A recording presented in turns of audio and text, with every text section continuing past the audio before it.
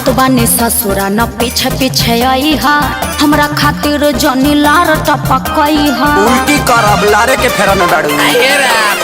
जात बानी ससुरा न पीछे पीछे आई हा हमरा खातिर जनी लार टपकई हा छाटल लफुआ तू तो हवा नहीं ठीक बा तोहर बरता शादी बड़ी दूर होता भुला जाई हा ओखे दा तोहरे क्षेत्र से बेमतलब पार्टी से चुनाव लड़ा तोहरे विधान सभा से लड़ब हम विधायकी के चुनाव कि देखा तानी कैसे खत्म करबू दिलवा के लगा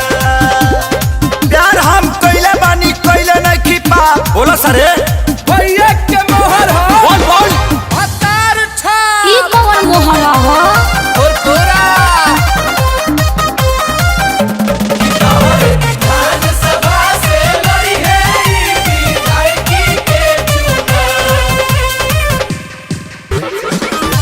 लोरावा निकलो ताटे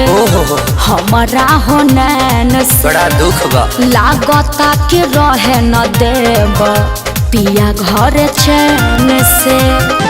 तू ऐसन देखले न होई बुझहेता प्यार में पगला के बना बनेता काहे दे तो बाड़ो बोला कोमल दिलावा में घा कृपया अपना कीमती वोट देकर मुझे विजयी बना कि तोहरे विधान सभा से लड़ब हम विधायकी के चुनाव कि देखा तानी कैसे खत्म करबू दिलवा के लगा डिब्बा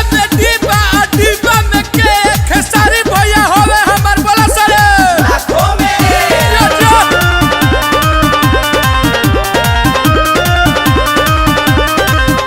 ऐसन जानी करी हा कब बैटरी का वेस्ट हो अच्छा शादी के अपनो लाइफ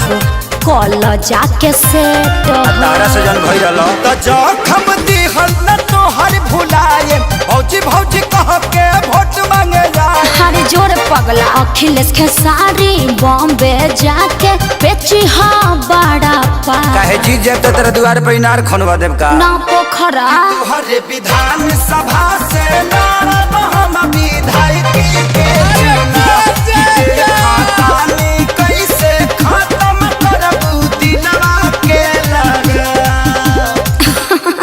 बड़ा पागल प्रेमी तू हूँ।